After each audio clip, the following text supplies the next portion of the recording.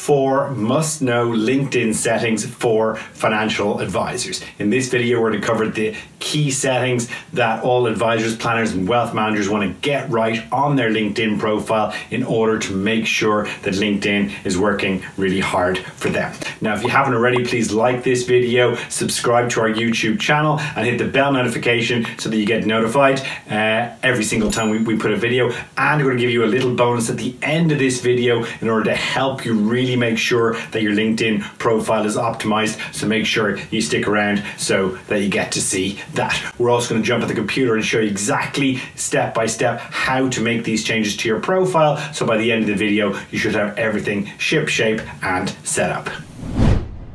Okay, setting number 1.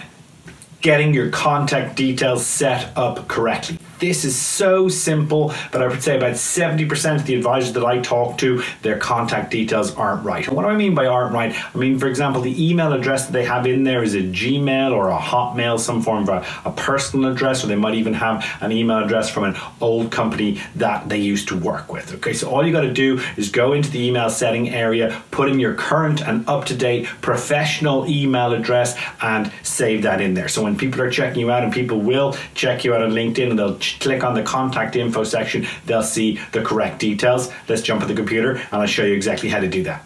Here we are, my LinkedIn profile. What I've done is I've clicked on me and gone to view profile to bring up my profile page. As you can see all the different details that are on my main profile page. Now, to update your contact details, as you can see, everybody can very easily see your contact info by clicking that. In my case, it has my profile URL, my website, and my email address. And it's this email address that you really want to get right. If it's a Hotmail or a Gmail or any form of a personal email address or an old address of a former company that you deal with, you want to change it. The way that you change it is, again, you're going to drop down the Me tab and you go to Settings and Privacy. Wait for that just to open up, and over here you got the Account tab. Just click on that, and here you can see email addresses.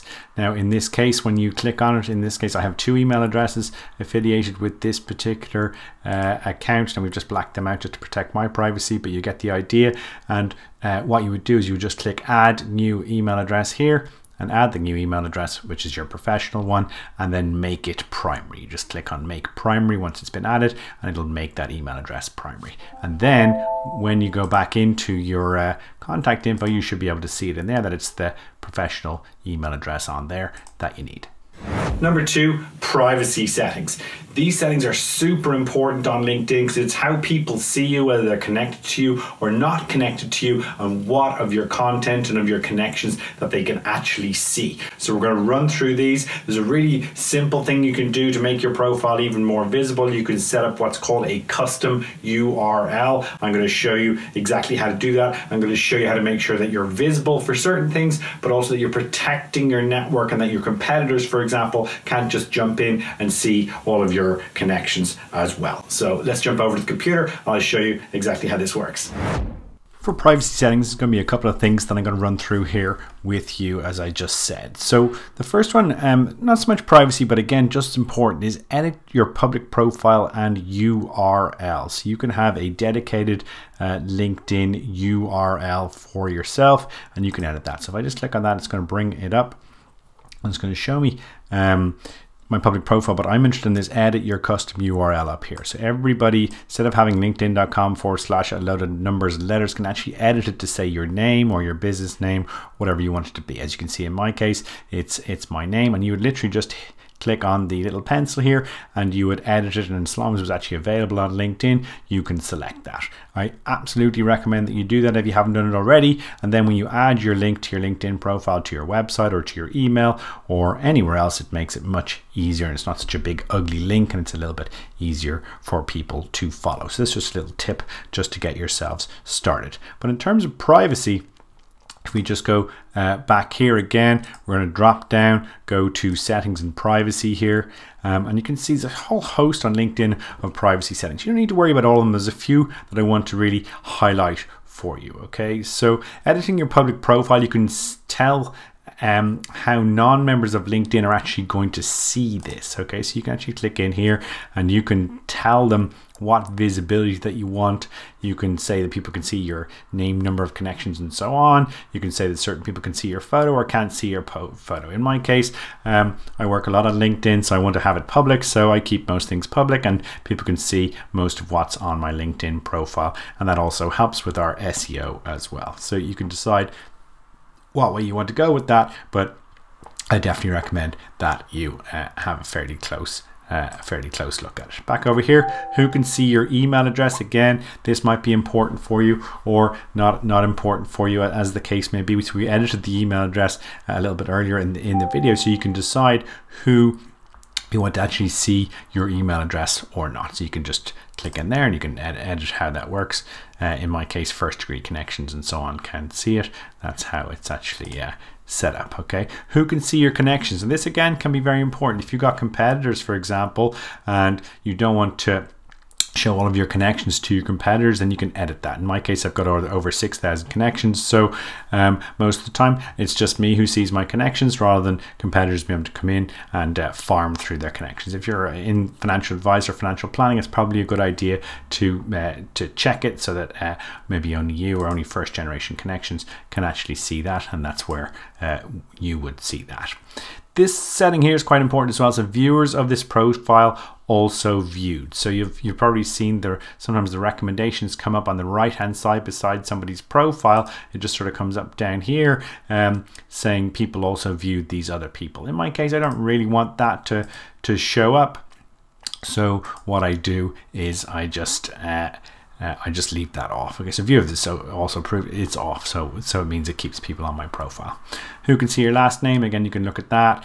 Profile visibility off LinkedIn. Again, I keep that set to yes because that is important for me to be able to see it. But again, you can decide yourself what makes the most sense for you and what you're trying to do with your business. You can also see here on the left hand side who you're maybe blocking and hiding, and also make some choices about how LinkedIn actually uses your data. So you can see LinkedIn give a huge amount of options around privacy. Those top sort of 3 or 4 ones there are the ones I would definitely make sure that you look at.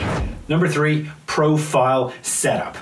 The most important parts of your entire sort of LinkedIn setup is going to be your photo, your name, and whatever's written under your name. A lot of people really underutilize this bit of real estate. They just put in their title, like financial advisor or bank manager or whatever it is. But that doesn't tell the viewer anything about you. And every time you comment or post an article or link or connect with someone, this is what they see. So it's very important. Real estate, it has to do some hard work. We would use a formula to set up what we call a tagline, which essentially is I help X with Y using Z, where X is who you help, Y is the primary benefit that you bring to the table, and Z is how you go about it. It's a really powerful and simple way to do it. The other thing that I see all the time is people having a poor photo. Photo is very simple. It has to be from your shoulders and covering your head. It needs to be well lit. It needs to be professional and set up. It can't be too far away. It can't be too dark.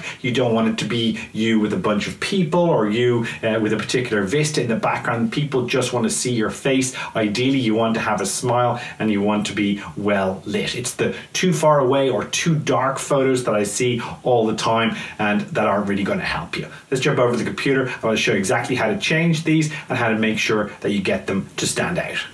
So with your profile setup, as we just said, there's 2 really important things. One is what I call your tagline. As you can see, the most important things at the top of your profile is your photo, your name, and what's written under your name. And a lot of time people just have something very bland like financial advisor or something, which doesn't tell anybody anything about you. So I absolutely advocate using a bit more of a formula. As I mentioned already, I help X with Y using Z. So who you're actually helping, primary benefit that you bring to the table, and how you go about doing it. And as you can see, that's exactly what I have there. And the reason why that's important is people, if you comment on somebody's article, if you message them, if you send them a connection request, that becomes really important. The second thing on here of these sort of top 3, obviously your name is your name, and the second most important thing is your photo. Okay, so your photo needs to be of you smiling. It needs to be fairly close up, so literally might just include your shoulders and your face. It needs to be clear to see and well lit.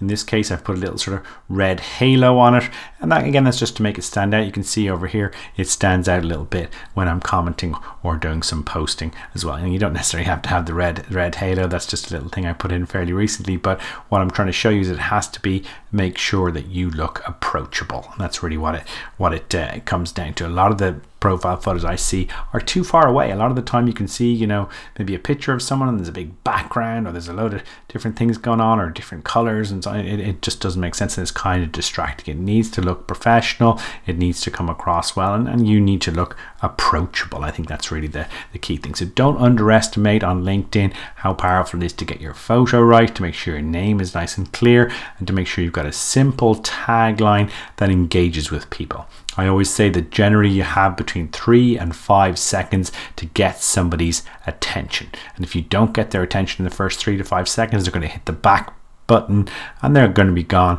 and they're going to head on about their day. That's just how things work. So don't assume that people are going to scroll down and read the rest of your profile or look at the rest of your content or anything else. So you've got to get their attention very, very quickly in order for them to actually then scroll down and look at things in a little bit more detail.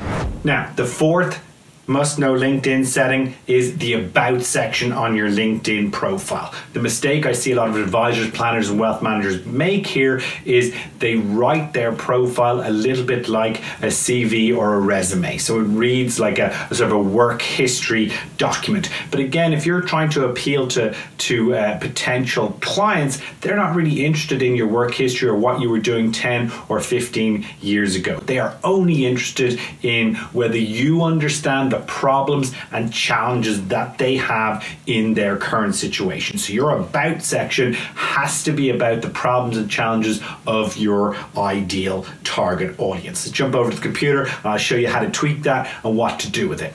The About section. This is the more detailed section of the profile. When someone gets past your photo, your name, and your tagline, they get down to your About section. You can have a lot more detail in here. As you can see, mine is relatively long. A few important tips and the mistakes I see people make in relation to their profile, particularly advisors, planners, and wealth managers. They tend to write their About section a little bit like their CV or their resume. So it kind of talks about what they've achieved in their career or what they were doing over the last 10 or 15 or 20 years. And that's fine if you're trying to get a job. But most of the time you're not going to be trying to get a job. You're going to be trying to attract clients, and your clients don't really care about what you were doing 10 or 15 years ago or what your accomplishments in your role have been. They're much more interested in whether you understand their problems, their challenges, and you can potentially provide some form of a solution. That's really all they want. They're going to have a quick flick of your profile. If your tagline's engaging,